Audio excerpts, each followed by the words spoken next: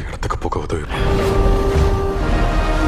வணக்கம், நான் உங்கள் சக்தி. இன்னைக்கு நம்ம கிறிஸ்டோபர் நோலன் அவருடைய டைரக்ஷனில் வெளியான தி ஒடிசி படத்தினுடைய ரிவ்யூ தான் வந்து பார்க்க போகிறோம்.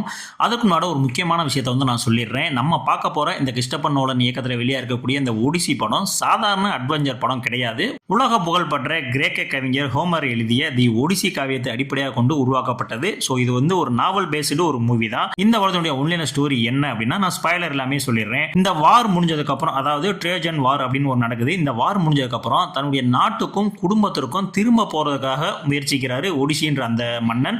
ஸோ நீண்ட இந்த ஆபத்தான பயணம் தான் படத்தோட மையக்கூறு. ஏன்னா அவர் வீட்டுக்கு திரும்ப வர்றதுக்குள்ள ஒரு கடல் பயணம் மேற்கொள்றாரு. அதில் பல அமானுஷமான விஷயங்கள்லாம் நடக்குது. அதெல்லாம் தாண்டி காதல், காமம், ஃபைட்டுன்னு எல்லாத்தையும் கடந்து அவர் திரும்ப தன்னுடைய ஃபேமிலியை சந்திச்சாரா, அதுக்கப்புறம் என்ன நடந்துச்சு அப்படின்றது தான் இந்த படத்தினுடைய மையக்கூறு. அவ்வளோதான் சொல்ல முடியும். இதுக்கு மேலே சொன்னால் ஸ்பாய்லர் ஆகிடும். இந்த படத்தினுடைய மிகப்பெரிய பலமே வந்து பார்த்தீங்கன்னா விசுவல் எக்ஸ்பீரியன்ஸ் தான். குறிப்பாக ஐமேக்ஸில் தான் இந்த படம் வந்து ரிலீஸ் பண்ணணும் அப்படின்ற மாதிரிலாம் சொல்லியிருப்பாங்க. ஆக்சுவலாக ஐமேக்ஸில் அந்த மாதிரியான ப்ரொஜெக்டரே வந்து நம்மளுடைய தமிழ்நாட்டில் வந்து கிடையாது அப்படின்றது தான் உண்மை. ஸோ சாதாரண நார்மலான தேட்டர்லாம் வந்து ரிலீஸ் பண்ணியிருக்காங்க. அதிலே வந்து பார்த்தீங்கன்னா அந்த அளவுக்கு ஒரு கூஸ்பமான ஒரு எஃபெக்ட் தான் வந்து கொடுக்குது. மேக்ஸிமம் நம்ம வந்து அந்த ஐமேக்ஸ்லாம் பார்த்தா இன்னுமே வந்து செம்ம சூப்பராக இருக்கும் அப்படின்ற மாதிரி எனக்கு தோணுச்சு. படத்தில் அந்த அளவுக்கு விசுவலும் சும்மா மிரட்டி விட்டுருந்தாங்க. ஏன்னா நோலன்ட்ட இந்த மாதிரியான ஒரு படம் இது வரைக்கும் வந்து யாருமே எதிர்பார்த்துருக்க மாட்டாங்க. ரொம்ப வந்து சயின்டிஃபிக்காக சயின்ஸ் ஃபிக்ஷன் அந்த மாதிரி தான் வந்து தலைமை யோசிப்பாப்புல அப்படின்ற மாதிரி நினச்சிட்டு இருக்கும்போது நீட்டாக வந்து ஒரு நாவலவே வந்து பேஸ் பண்ணி தரமான சம்பவத்தை வந்து பண்ணி விட்டுருக்காப்புல. அது மட்டும் இல்லாமல் மேட் டேமன், டாம் ஹாலந்து, அன்னே ஹெத்வேன்னு அவங்களுடைய நடிப்பும் செம்ம எக்ஸ்பீரியன்ஸாக வந்து இருந்துச்சு.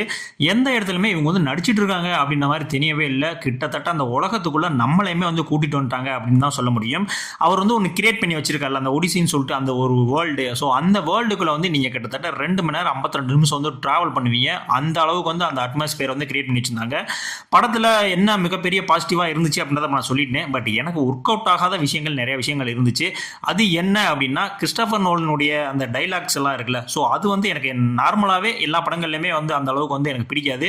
ஸோ அதே மாதிரி தான் இதில் வந்து இருந்துச்சு. ஸோ இது வந்து ஒரு வார் படம், ஒரு ஆக்ஷன் படம், மாசான டைலாக்ஸ் எல்லாம் இருக்கும், ஹீரோக்கு வந்து பிஜிஎம்லாம் போட்டு கொண்டு வருவாங்க அப்படின்ற மாதிரிலாம் நீங்கள் வந்து எதிர்பார்த்து வர வேண்டாம். ஒரு நார்மலான ஒரு நாவலை பேஸ் பண்ணி தழுவி எடுத்திருக்காங்க. ஸோ அதில் சொல்லப்பட்ட விஷயங்களை தான் வந்து இவருமே வந்து காட்டியிருக்காரு. ஸோ அந்த எக்ஸ்பெக்டேஷனோடய வந்து பாருங்கள்.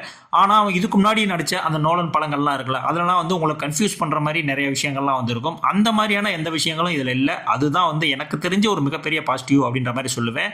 அது இல்லாமல் வந்து பார்த்தீங்கன்னா சில 2-3 கேரக்டரை தவிர மற்ற கேரக்டர் யாருகளுக்குமே வந்து பார்த்தீங்கன்னா அந்த அளவுக்கு கேரக்டர் ரைட்டும் பண்ணலை, அந்த அளவுக்கு ஒரு முக்கியத்துவம் கொடுக்கல. ஸோ அது கொஞ்சம் எனக்கு வந்து கொஞ்சம் லேகாக வந்து பட்டுச்சு. அது இல்லாமல் படம் 2.5 மணி நேரம் 52 நிமிஷம், கிட்டத்தட்ட 3 மணி நேரம் தான் ஓடுது. பட் அந்த சில விஷயங்கள் வந்து கொஞ்சம் வந்து ஒரு மாதிரி இருந்துச்சு. இந்த சீனெல்லாம் வந்து கட் பண்ணியிருக்கலாம், இதெல்லாம் தேவையில்லாத சீன் தான் அப்படின்ற மாதிரி தோணுச்சு. ஸோ இந்த லென்த் வந்து படம் பார்க்கும்போது உங்களுக்குமே வந்து ஃபீல் ஆகும். ஏன்னா அந்த அளவுக்கு செகண்ட் ஹாஃபில் கொஞ்சம் ஸ்க்ரீன் பிளே வந்து கொஞ்சம் ஸ்லோவாக தான் இருக்குது. ஸோ அதனால கண்டிப்பான முறையில் உங்களுக்கும் அந்த ஃபீல் ஆகும். மற்றபடி டெக்னிக்கலாக வந்து பார்த்தீங்கன்னா பேக்ரவுண்ட் ஸ்கோரு, மியூசிக்லாம் வந்து பார்த்தீங்கன்னா சவுண்ட் டிசைனிங் எல்லாமே செம்ம சூப்பராக வந்து இருக்குங்க. அதே நேரத்தில் இது எல்லாருக்குமான ஒரு ஸ்பீடு பேஸ்டு ஒரு கமர்ஷியல் படமா அப்படின்னு கேட்டால் கண்டிப்பான முறையில் வந்து இது கிடையவே கிடையாது. படம் நீளமாக இருக்கிறதும் அந்த மெதுவாக நகர்ற அந்த நோலினுடைய வழக்கமான ஸ்க்ரீன் பிளேவும் இந்த படத்தில் இருக்குது. ஸோ அது வந்து உங்களுக்கு அதிகப்படியான ஒரு சோர்வத்தோடும் அப்படின்றத நான் வந்து சொல்லிடுறேன். ஓவராலாக பார்த்தீங்க அப்படின்னா விஷுவல், நடிப்பு, இசை, தொழில்நுட்பம், சவுண்ட் டிசைனிங் இது எல்லாத்துலேயுமே வந்து ஸ்கோர் பண்ணிட்டாங்க. கொஞ்சம் அந்த ஸ்க்ரீன் பிளே, ஸ்லோனஸ் இந்த மாதிரியான விஷயங்களில் கொஞ்சம் வந்து கோட்டை விட்டுட்டாங்க. ஸோ நீ நோலனுடைய வழக்கமான படங்கள்லாம் உங்களுக்கு பிடிக்கும் அப்படின்னா கண்டிப்பான முறையில் இந்த படம் பிடிக்கும். அதே மாதிரி நீங்கள் ஒரு மாஸ் என்டர்டைன்மெண்ட் படமாக எதிர்பார்த்து போனீங்க அப்படின்னா கண்டிப்பாக அந்த படம் வந்து பிடிக்காது. ஒரு நார்மலான ஒரு ஜனரஞ்சகமான ஒரு படம் உங்களை கண்டிப்பான முறையில் ஒரு எக்ஸ்பீரியன்ஸ் லெவலில் உங்களை வேற லெவலில் வந்து சிந்திக்க வைக்கும். அந்த மாதிரியான ஒரு படம் தான் இது. என்னை பொறுத்த வரைக்கும் இந்த படம் கண்டிப்பான முறையில் பாக்ஸ் ஆஃபீஸில் பயங்கரமான ஒரு ஹிட் அடிக்கும். ஆனால் இதுக்கு முன்னாடி வந்து நோலன் படங்களை விட இந்த படங்கள் சிறந்ததா அப்படின்னு கேட்டால் கண்டிப்பாக நான் இல்லைன்னு தான் சொல்லுவேன்.